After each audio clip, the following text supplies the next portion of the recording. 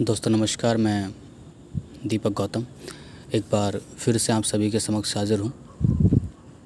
आज का टॉपिक है ध्यान। हालांकि ध्यान को लेकर मैंने पहले भी कुछ अभी भी इस चैनल पर भी 2-3 ऑडियो बनाई हैं शायद, ठीक है। और ये ऑडियो सिर्फ ध्यान को लेकर नहीं होगा, बल्कि ध्यान करने के बाद या फिर ध्यान करते हैं तो वो चरण कब आता है जिसमें हम सूक्ष्म जगत में प्रवेश कर पाएँ, ठीक है। आज मैं इसी पर बात करूँगा, या फिर कितने चरण होते हैं और किस किस चीज़ों से गुज़रना पड़ता है, ठीक है। कोशिश करूँगा कि इसी ऑडियो में पूरा संपूर्ण तरीके से बता दूँ, ठीक है।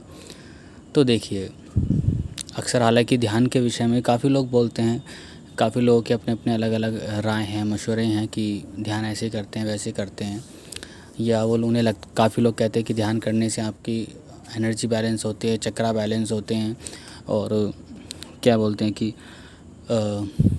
विचारों से मुक्ति मिलती है, एकाग्रता आती है। सारी चीज़ें ठीक हैं, लेकिन बहुत ही कम लोग, या फिर मैं समझता हूँ कि सोशल मीडिया पर तो कोई है ही नहीं जो सूक्ष्म जगत में प्रवेश करना सिखाता हो, बताता हो। तो मैं समझता हूँ ये ऑडियो ध्यान से सुनिएगा, ये रेयर ऑडियो है और मेरे खुद के अनुभव पर है। तो सबसे पहली चीज़ कि जो लोग ध्यान करना चाहते हैं, उस एक अवस्था को प्राप्त करना चाहते हैं, उनके पास कोई ना कोई मंत्र होना चाहिए।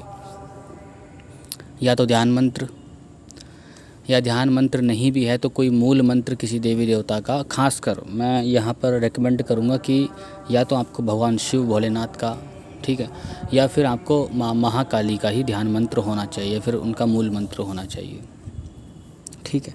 दीक्षा आप किसी से भी लेते हो या फिर मुझसे लेते हो, कोई दिक्कत नहीं है। हालांकि जिन लोगों को मैंने माँ काली की दीक्षा दी है, उनके बीज मंत्र की दीक्षा दी है, या फिर भगवान भैरव की, या फिर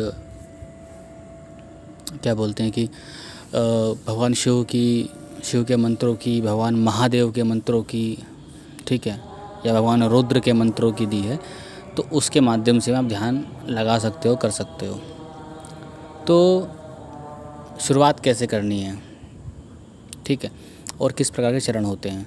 तो देखिए, सबसे पहले तो आपको किसी ऐसे स्थान से जुड़ना होगा। मैं कहूँगा कि आप, अगर आपके कोई आसपास कोई माँ काली का, भगवान शिव का, या शमशान भूमि भी क्यों ना हो, अगर ऐसा मंदिर है, ऐसी जगह है जहाँ पर आप शांति से बैठ कर के ध्यान कर पाओ। क्योंकि मैं समझता हूँ कि घर में उस प्रकार से ध्यान आप नहीं कर पाओगे। एक तो घर में चहल पहल होती है बहुत ज़्यादा, बच्चे होते हैं, बड़े होते हैं, महिलाएं होती हैं, खाना बनता है, अन्य और भी चीज़ें होती रहती हैं। हालांकि जिनका घर बड़ा है, जिनका सेपरेट रूम है और पूरी तरह से एकांत में है कि किसी प्रकार की आवाज़, किसी प्रकार का शोर शराबा नहीं आता है, तो ठीक है, ठीक है।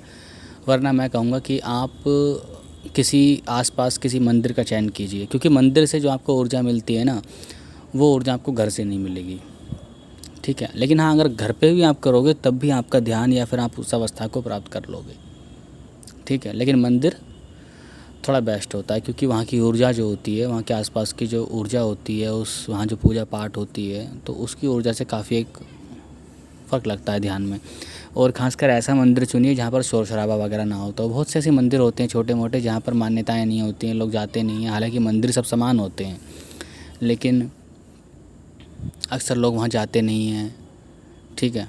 जैसे मेरे यहाँ भी कुछ मंदिर हैं, हालांकि मैं तो शमशान में ही जाता हूँ। शमशान में ही माँ महाकाली और भगवान शिव की मूर्ति लगा करके एक छोटा सा मंदिर बनाया जहाँ कोई नहीं आता है। मैंने वहीं से सब कुछ शुरुआत की थी। और एक बाबा नथुनाथ गुरु महाराज के अखाड़े से मैंने शुरू किया था। अखाड़ा मतलब वो पहलवान थे, नाथपंथी थे, तो वहाँ पर भी थोड़ी शांति रहती, क्योंकि बगल में ही शमशान है वहाँ पर भी। वहाँ शमशान अलग है और वहाँ शमशान अलग है, तो कहीं ना कहीं शमशान भूमि आसपास होने की वजह से तो लोकल के लोग आते नहीं। उन्हें लगता है कि यार शमशान है, कोई दिक्कत समस्या हो जाएगी। हालांकि ऐसा कुछ नहीं होता। तो सबसे पहले तो अपने मंदिर का चयन कीजिए, अपने स्थान का चयन कीजिए, क्योंकि स्थान में बहुत शक्ति होती है। बात समझ लीजिए, आप ऐसे स्थान पर अगर जाकर के सिर्फ बैठते ही हो, तो मैं समझता हूँ कि आप कहीं ना कहीं उस ऊर्जा को ग्रहण कर लेते हो जो वहाँ आसपास होती है, चाहे वो शमशान में हो, चाहे वो मंदिर में हो, चाहे वो किसी और अन्य पवित्र स्थान में हो। जहाँ पर पूजा पाठ पद्धति या फिर जो मंत्र जाप इत्यादि चल रहे होते हैं, या फिर गंगा है तो गंगा के किनारे बैठ कर के, या फिर आप अगर आपके आसपास एक नेचर से संबंधित यानी कि नेचर का एक एनवायरनमेंट है। जैसे मान लीजिए काफ़ी लोग हिल स्टेशंस पर रहते हैं, उत्तराखंड, उत्तरांचल या अन्य जो भी बहुत सारे ऐसे राज्य हैं। ठीक है, मैं तो यूपी से हूँ, लेकिन मुझे लगता है कभी कभी काश मैं उत्तराखंड में पैदा हुआ होता क्योंकि वहाँ की जो एक वादियाँ हैं, वहाँ का जो एक एनवायरनमेंट है, वो कहीं ना कहीं इतना ज़्यादा आपके अंदर शक्ति ऊर्जा पैदा करता है जो अन्य कहीं और जगह पर नहीं होती, जहाँ पर शहर बसे होते हैं। ठीक है, खैर मेरा प्लान है कि मैं जीवन में कभी ना कभी या फिर जल्दी ही अगर ऐसी व्यवस्था बन पाए तो मैं वहीं जा कर के अपना एक डेरा जमा लूँगा। ठीक है, खैर उस पर नहीं जाते हैं।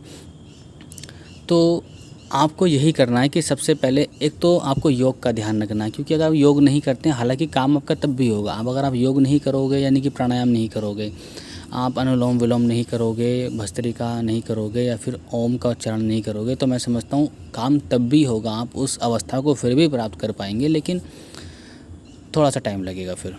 क्योंकि योग करने से क्या होता है कि आपका शरीर और आपकी नाड़ियाँ, आपका जो चक्रा हैं वो खुद ही स्थिर और एनर्जाइज होने लगते हैं, आपकी ईड़ा पिंगला सुषुम्ना एक्टिव होने लगती है, तो वहाँ जितनी भी ब्लॉकेज होते हैं वो निकलने लगते हैं। तो इसलिए योग का महत्व बहुत ज़्यादा है।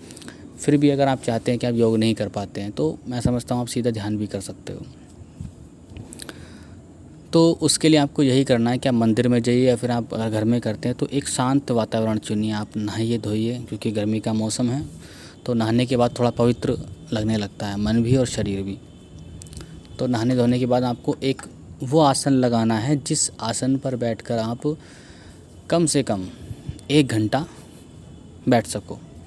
हालांकि 1 घंटा आपको किसी भी आसन में बैठ नहीं पाओगे, क्योंकि 1 घंटे से पहले ही कुछ ना कुछ छोटी छोटी चीज़ें होने लगती हैं। कभी चींटियाँ सी चलने लगती हैं, कभी वाइब्रेशन होने लगती है, तो कभी मतलब पैर सुन्न हो जाते हैं, बहुत सारी चीज़ें हो जाती हैं। तो उस कंडीशन में भी आपको बस हठ योग की तरह बैठना पड़ेगा, हठ योगी की तरह। तो आपको क्या करना है कि अपने मंत्र को इस प्रकार से रट लेना है कि आपकी ज़बान पर बिना ज़बान चलाए, यानी कि बिना ज़बान, समझ रहे हो? क्योंकि अगर आप मंत्र पढ़ते हो ना, अगर आप मुख से पढ़ते हो, अगर आप शांत होकर भी पढ़ो ना, तो आप कभी नोटिस करना कि आपकी ज़बान फिर भी चल रही होगी थोड़ी सी। ठीक है, जब वो ज़बान को हिलने की अवस्था भी बंद हो जाए तो उस अवस्था को बोलते हैं मानसिक जप। ठीक है, और आपको उसी अवस्था में बैठना है। अगर आप बिगनर हो, आपकी एकाग्रता सही नहीं है, तो मैं समझता हूँ आप सिर्फ बुदबुदाते हुए जपिए, ताकि और उस जप में निकलने वाले साउंड पर ध्यान दीजिए स्टार्टिंग में। उसके बाद आप मानसिक जप को खुद ही साध लोगे। मानसिक जप को साधना भी थोड़ा सा मुश्किल होता है शुरुआत में। मैं समझता हूँ कि मानसिक जप अगर आप बिल्कुल पूरी तरह से बिगनर हैं तो आपको शायद 15-20 दिन या महीना भर भी लग सकता है मानसिक जप को साधने में। ठीक है, सुनने में बड़ा आसान लगता होगा कि मन में ही तो बोलना है, बस मंत्र मन में गुनगुनाना ही तो है, लेकिन ऐसा होता नहीं है। आपकी ज़बान थोड़ी बहुत चलने लगती है, या ज़बान भी आपकी ना चले तो आप इधर उधर के विचारों से आपका मंत्र बार बार इधर उधर पहुंच जाता है। तो उस कंडीशन में आपको अपना एक आसन लगा करके, ठीक है, आपको मानसिक जप या फिर बुदबुदाते हुए जप करना स्टार्ट करना है, यानी कि उपांशु जप। और जब करते रहें तो थोड़ी ही देर में आपको लगने लगेगा कि आप बोर हो चुके हो। ठीक है, आपको लगेगा कि यार मतलब छोड़ देता हूँ, बहुत देर हो चुकी है, 10-15 मिनट में ही। तब आपको उस अवस्था में छोड़ना नहीं है। और आप इस सोच में कभी मत बैठिएगा कि आज मैंने 10 मिनट कर लिया तो कल मैं 15 मिनट, फिर उसके बाद 20 मिनट, उसके बाद 40 मिनट ऐसे करूँगा। नहीं, आप उस हद तक बैठिए जब आपका मतलब आपके मन और आपका शरीर आपका साथ ना छोड़ दे। अगर आपके अंदर इतनी हिम्मत है तो, हालांकि नहीं कर पाएंगे, लेकिन फिर भी मैं समझता हूँ कि इस एक उद्देश्य को लेकर अगर आप बैठोगे ना कि नहीं, मुझे जब तक बैठना है जब तक मेरा शरीर और मेरा मन ना थक जाए, तो मैं समझता हूँ तब भी आप मैक्सिमम टू मैक्सिमम 40-45 मिनट में थक जाएंगे। अगर आप बिगिनर हो तो, अगर आपका पहले ही योग में, ध्यान में बैठने में अगर आपका अनुभव रहा है तो मैं समझता हूँ आप लंबा बैठ जाओगे। ठीक है, तो जब आप बैठोगे तो आपके पैर सुन्न होने लगेंगे, चींटियाँ चलने लगेंगी, ऐसा लगता है, मतलब चलती नहीं है, ठीक है। और आपको पैरों में पसीना आने लगेगा, अन्य जो भी चीज़ें होती हैं वो होने लगेंगी। तो उस अवस्था में आपको बैठे रहना है। आपका मन आपका साथ छोड़ देगा, आपको बोलेगा कि यार उठ जा, उठ जा, बाद में कर लियो, पूरा दिन पड़ा है, कल का दिन भी पड़ा है, कल घर पे रहेगा, पूरी ज़िंदगी पड़ी है, मतलब इस तरह की चीज़ें होने लगती हैं। लेकिन अगर आप वहाँ से हटे ना, तो ध्यान रखना, फिर आप कल भी हटोगे, परसों भी हटोगे, तरसों नरसों, अगले हज़ार मतलब सालों तक आप हटते रहोगे, ठीक है। क्योंकि कोई भी चीज़ या तो आज होती है फिर कभी नहीं होती। तो उसके बाद आपने ये करना है कि आप अपने मन को मजबूत करिए और बैठे रहिए, बैठे रहिए।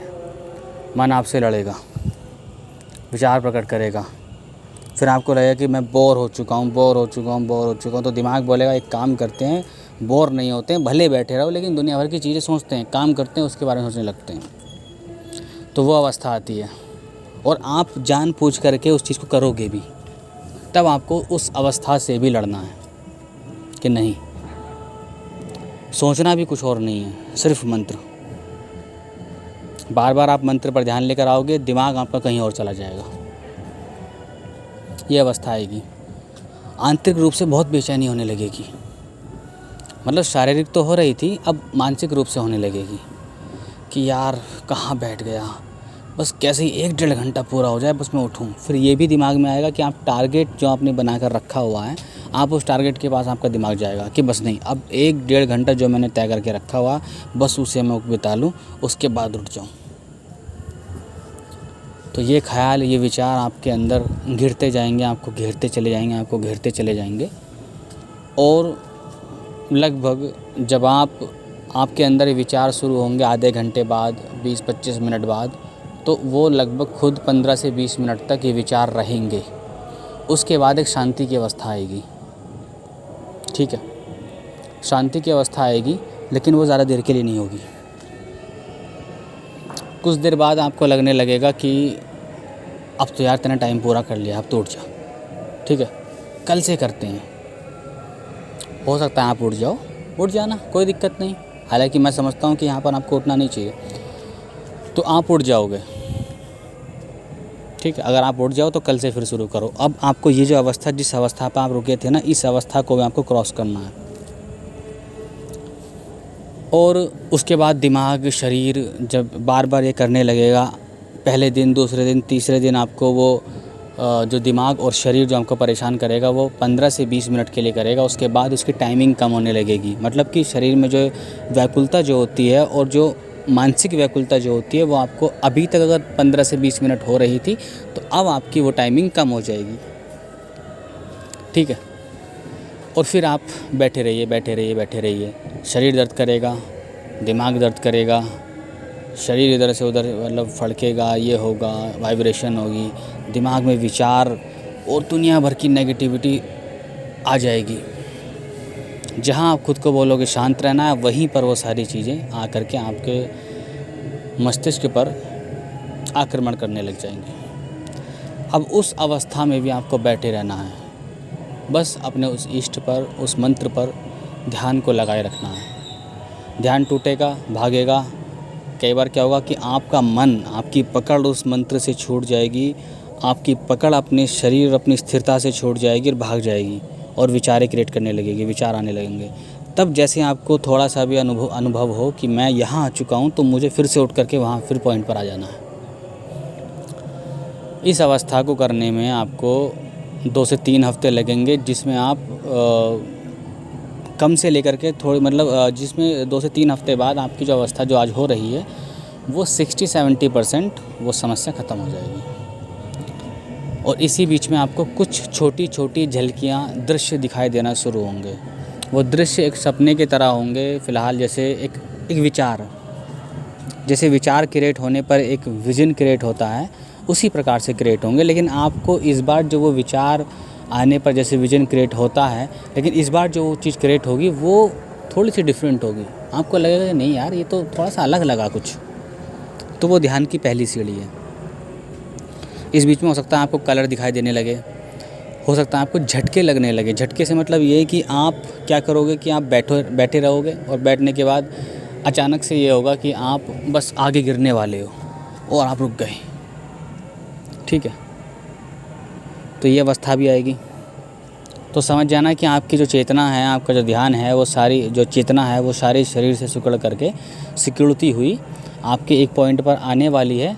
लेकिन शरीर चूँकि बिना चेतना के जीवित नहीं रहता है या फिर सक्रिय नहीं रह सकता है, तो वो जैसे ही गिरने वाला होता है तो चेतना पूरे शरीर में वापस फैल जाती है। इसलिए क्योंकि उसको गिरने पर चोट लग जाएगी, तो अचानक से वो वापस फैल जाती है और फैलने के बाद आप जैसे एकदम संभल जाते हो तो आपको लगता है झटका लगा है। तो झटके का मतलब ये होता है। ठीक है, तो उससे घबराना मत। जब मैं ध्यान करता था तो कई बार इतने झटके लगते थे कि सामने जो अल्टर पे जो दीपक जला हुआ है वो सर में लगता था। कई बार ऐसा हो सकता है, लेकिन घबराना मत, कोई बहुत बड़ी चीज़ नहीं है। ठीक है, आप संभल जाओगे बीच बीच में। तो ऐसी अवस्था भी आती है। और जब आपको 2 से 3 हफ्ते हो जाएंगे, अगर आप कंटिन्यूसली ऐसा करते रहे, तो आपके अंदर विजन क्रिएट होना शुरू होंगे। या फिर जैसे बहुत सारी चीज़ें होती हैं, कई बार जैसे मैंने किया था तो पहले कलर आने शुरू हुए, फिर वो जो आँख मीच कर जो एक अंधकार जो दिखाई देता है, उस अंधकार में मैं गहरा उतरने लगा। ऐसा लग रहा था जैसे मैं कुएं में जा रहा हूँ। ठीक है, उसके बाद आप उस अंधकार में जाते जाते हो सकता है आपको वहीं से एक प्रकाश फूटे। और ये ध्यान रखिएगा, ये होता ज़रूर है कि जब प्रकाश फूट करके आपके मस्तक पर एक जैसे किसी ने एक बल्ब आपके माथे पर जला दिया हो, आप उस टाइम पर आंखें मत खोलना। अगर आपने आंखें खोल दी तो मैं समझता हूँ फिर आपको थोड़ा सा टाइम और लग जाएगा उस विजन को देखने, मतलब उस अवस्था को प्राप्त करने में। तो वहाँ पर आपको ये करना है कि आंखें नहीं खोलनी है। तो वहाँ पर आपके विजन शुरू हो जाएंगे, सारे विजन दिखना शुरू हो जाएंगे। जो सूक्ष्म जगत में जो भी शक्तियाँ, एंटिटियाँ जो हवा में इधर उधर या जो भी जगह होगी, ये दूसरा जगत है एक तरह का, सेम टू सेम। मतलब जैसे सिमिलर आप सब कुछ देख रहे हैं इस पृथ्वी पर अपने आसपास, सेम ही होता है, लेकिन वो दूसरा एक डायमेंशन होता है। जैसे मैं सूक्ष्म जगत बोलता हूँ या फिर ध्यान बोलता हूँ, अब कोई क्या बोलता होगा, मैंने उसके बारे में ज़्यादा पढ़ा कुछ नहीं है, क्योंकि ये मैं अनुभव से बता रहा हूँ। तो वहाँ पर आप एंटर होना शुरू हो जाओगे। अब वहाँ पर क्या होगा कि पहले आपको ड्रीम की तरह चीज़ें दिखेंगी। जैसे ड्रीम दिख रहा है, जैसे आप बैठे बैठे सो गए और आपको ड्रीम दिख गया, और जो आपको चीज़ें दिखाई देंगी वो उनका आपस में कोई मतलब नहीं होगा। मतलब अजीब चीज़ें हो सकती हैं। हो सकता है आप किसी फ्रेंड के साथ घूम रहे हो, खेल रहे हो, हंस रहे हो, पत्नी के साथ हो, माँ के साथ हो, बीवी बच्चों के साथ हो, कहीं इधर उधर घूम रहे हो, कहीं आपने किसी में कुछ मार दिया, कहीं किसी ने आप में मार दिया, कहीं लड़ाई हो गई, ये हो गया, मतलब कुछ भी दिखाई दे सकता है। तो वो जो चीज़ होती है वो इस ध्यान की एक सीढ़ी है। और जब धीरे धीरे आप और ध्यान करने लग जाओगे और ध्यान करने लगोगे, उसी अवस्था में, उसी एक प्रैक्टिस में डट कर करते रहोगे, तब आपको आपका जो मस्तक है, जहाँ पर आप आँख मीचने पर आपको एक काली दीवार दिखाई देती है, इस दीवार पर आपको चित्र बनना शुरू होंगे। चित्र से मतलब है कि एक जैसे फिल्म होती है ना, प्रोजेक्टर जो होता है, उस प्रकार से चलना शुरू होगा। ठीक है, और उसी को ध्यान बोलते हैं। पहले आपको प्रोजेक्टर की तरह दिखेगा, फिर आपको धीरे धीरे आपकी अवस्था वो आएगी कि आप खुद स्वयं वहाँ पर खड़े हो और आप उस चीज़ को ऐसे दृष्टा बनकर देख रहे हो। देख ही नहीं रहे, भोग रहे हो, चीज़ों को छू रहे हो, महसूस कर पा रहे हो। ये सारी चीज़ें धीरे धीरे शुरू होंगी। ठीक है, और इसी को ध्यान बोलते हैं। और इस अवस्था को प्राप्त होने में 2 महीने, 3 महीने, 4 महीने तक भी लग सकते हैं। लेकिन अगर आपने ये अवस्था प्राप्त कर ली तो आपको फिर किसी भी चीज़ की ज़रूरत नहीं है। फिर आप उस कंडीशन में आपकी जो ऊर्जा का जो लेवल है, ऊर्जा का जो स्तर है, वो इतना बढ़ चुका होगा कि आपको हर शक्ति, हर चीज़ स्वयं ही महसूस होने लगेगी। अपने आसपास, अपने अगल बगल में हर चीज़। जो मैं बोलता हूँ ना कि ऊर्जा का स्तर आपका कम है, आप ऊर्जा को फील नहीं कर पा रहे हैं, ये तो बहुत माइनर सी चीज़ें हैं। फील तो फिर आप, अगर एक हवा का झोंका भी आएगा ना तो उसकी ऊर्जा तक को आप फील कर पाओगे। तो इसी को ध्यान बोलते हैं और इसी को सूक्ष्म जगत बोलते हैं। ठीक है, और ये इसी प्रकार से प्राप्त होता है जब आप एक हठ योगी की तरह बैठ करके उस मंत्र पर, उस चीज़ पर ध्यान लगाते रह जाओगे निरंतर महीनों तक, तब आपको वो चीज़ प्राप्त होती है। ठीक है। और जैसे मैंने कहा कि मन से बहुत लड़ना पड़ता है, और मैं समझता हूँ कि अगर मैं एक टाइमिंग आपको बताऊँ कि किस टाइम तक आपको बैठना है, तो मैं समझता हूँ आपको 1.5 घंटे से लेकर 2 घंटे तक आपके बैठने की क्षमता होनी चाहिए। 1.5 घंटे से लेकर 2 घंटे तक की। हाँ, शुरुआत में आप आधा घंटा, पौन घंटा, 45 मिनट, 50 मिनट, इससे शुरुआत करके आप जल्दी से ऊपर चढ़ सकते हो। लेकिन ध्यान रखिएगा कि अगर आप बस ये सोच करके बार बार उठ जाते हैं कि नहीं, मतलब कल को तो मुझे करना ही है, आज मैं 30 मिनट में उठ जाता हूँ, भले आपको लग रहा है कि आपको कोई प्रॉब्लम नहीं है, बैठ सकते हो, हठ योग कर सकते हो, तो मैं समझता हूँ अगर आप आज हठ योग नहीं कर पाओगे इस अवस्था में जब आप शुरू करते हो, तो आप कभी हठ योग नहीं कर पाओगे। हठ योग से मतलब ये है कि हठी हो जाना। ठीक है। इसके कोई शारीरिक नुकसान नहीं है कि आप अगर बैठे हो तो आपको नुकसान हो जाएंगे, मानसिक नुकसान भी नहीं है, लेकिन ये आंतरिक जंग है जो खुद से लड़नी पड़ती है अंदर ही अंदर, अपने मन से, अपने शरीर से, अपनी व्याकुलता से, अपनी नकारात्मकता से। और जब आप इस स्टेज को पार कर लोगे तो असल में आप उस अवस्था को प्राप्त कर पाओगे जिसके आप सपने देखते हो। जितने लोग बोलते हैं ना ओमनी लेवल वैम्पायर, वेयरवुल्फ, ध्यान की उच्चतम अवस्था, फला सिद्धि, देवताओं के दर्शन, प्रत्यक्षकरण, तो भैया वो तो बहुत ही बात की बात है। प्रत्यक्षकरण तो वो किसी भी साधना का हाईएस्ट लेवल है। ठीक है। ध्यान तो ये पहला लेवल ही है। अगर आप इसको क्रॉस नहीं कर सकते, इस पर नहीं पहुंच सकते, तो फिर आप कभी कुछ नहीं कर पाओगे। आप सिर्फ साधना कीजिए, मंत्र जप कीजिए, और उस मंत्र जप से जो माइनर से जो फ़ायदे आपको मिलते हैं आपके घर गृहस्थी में, इधर उधर की चीज़ों में, हाँ इतना ही आप कर पाओगे। अगर आपको उस लेवल पर जाना है, पैरानॉर्मल चीज़ें प्राप्त करनी है, सुपर नेचुरल पावर प्राप्त करनी है, तो मैं समझता हूँ आपको इस अवस्था को क्रॉस करके निकलना होगा। ठीक है। अगर आप नहीं निकल पाओगे तो उस लेवल पर आप प्राप्त नहीं कर पाओगे। हाँ, असल में तो आप अगर एक माला मंत्र जब भी करते हो ना, तो उसका भी आपको लाभ मिलेगा, लेकिन वो आंशिक लाभ होगा। ठीक है। अगर आपको वो अवस्था प्राप्त करनी है, अध्यात्म के उस एक जगत को देखना है, उस एक अवस्था को प्राप्त करना है, तो मैं समझता हूँ आपको बहुत बहुत ज़्यादा मेहनत की ज़रूरत है। और ध्यान रखिए कि ये मेहनत आप किसी और के लिए नहीं कर रहे, खुद के लिए करोगे। और इस अवस्था पर आने पर आपकी चक्रा होते हैं ना, चक्रा वगैरह खुद ही एक्टिव होने लगते हैं, या खुद ही उस लेवल तक बैलेंस हो जाते हैं कि आपको फिर और कुछ जो है कि और कुछ क्रियाकलाप करने की ज़रूरत नहीं पड़ती है। ठीक है। करने को आप कर सकते हो, ज़्यादा बेनिफिशियल होगा, लेकिन ज़रूरत नहीं पड़ती है। ठीक है।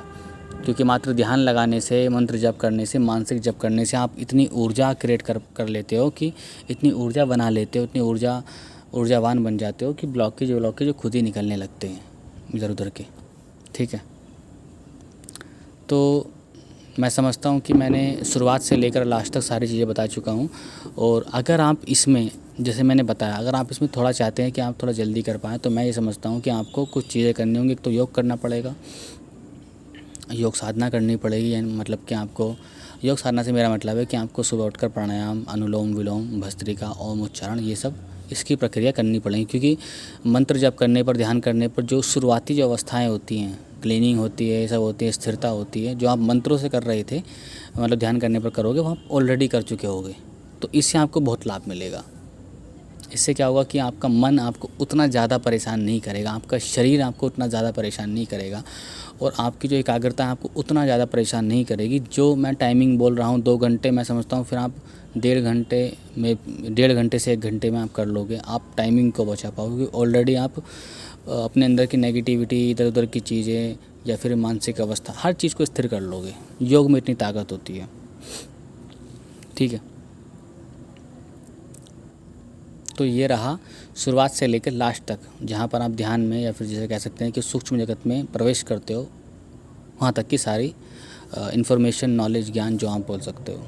और ये चीज़ रेयर है, कहीं आपको मिलेगी नहीं, अनुभव से बता रहा हूँ।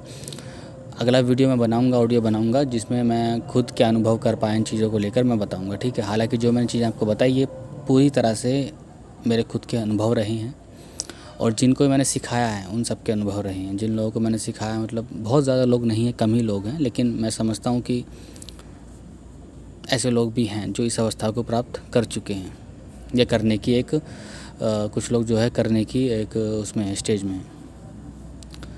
तो यही है, अगर आपको उस लेवल पर सिद्धियाँ, शक्तियाँ, पावर्स चाहिए जिस लेवल पर मैं समझता हूँ कमेंट में मुझसे पूछी जाती हैं, बोली जाती हैं, मैं अक्सर उनका जवाब देने पता है किस लिए पसंद नहीं करता, क्योंकि यार बेसिक चीज़ों पर तो ध्यान देना नहीं है, ठीक है।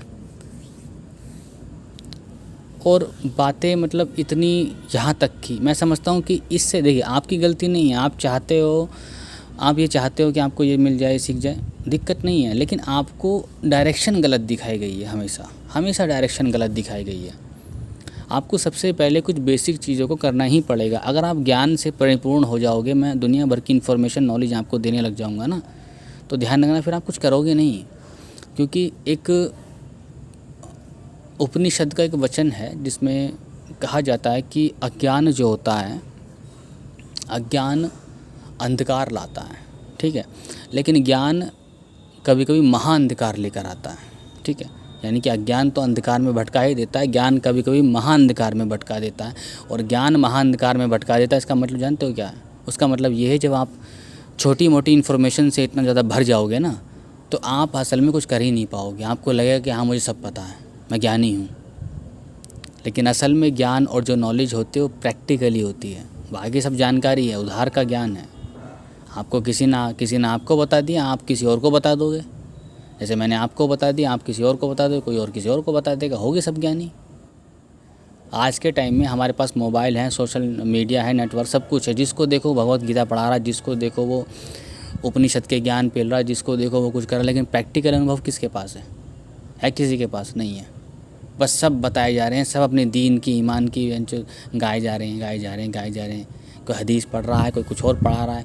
प्रैक्टिकल लेवल पर कुछ अनुभव ही नहीं है, प्रैक्टिकल लेवल पर कुछ नहीं करा। दुनिया को अक्सर जो लोग ईमानदारी का पाठ पढ़ाते हैं ना, वो साले खुद इतने उनके जो जिसे बोलते हैं उनकी जो दामन पर इतने दाग होते हैं। तो ज्ञान वही है जो प्रैक्टिकल से, अपने खुद के अनुभव से आपको प्राप्त हो। बाकी सारी चीज़ें सिर्फ इन्फॉर्मेशन है, नॉलेज इन्फॉर्मेशन है, उधार की जानकारी है और कुछ नहीं, मैं ये समझता हूँ, ठीक है। तो इसलिए आप, हालांकि ऑडियो आज बड़ा हो गया, लेकिन जो भी है इन्फॉर्मेशन बहुत ज़्यादा थी, मुझे जल्दी बोल करके निपटाना पड़ा, ठीक है। खैर आज के लिए इतना ही। नमस्कार, धन्यवाद। अगर मेरी किसी बात का किसी भी व्यूअर को बुरा लगा हो तो मैं माफ़ी चाहता हूँ, ठीक है। नमस्कार, धन्यवाद।